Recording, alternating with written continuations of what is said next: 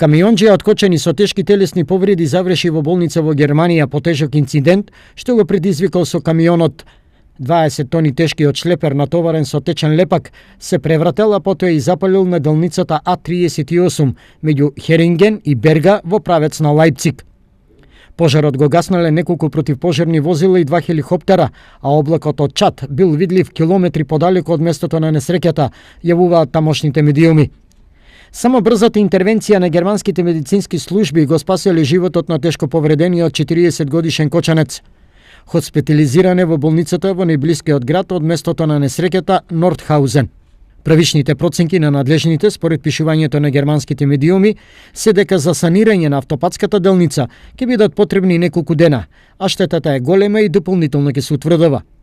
За сега нема информации за причините за несреќата, како и за здравствената состојба на повредениот возач.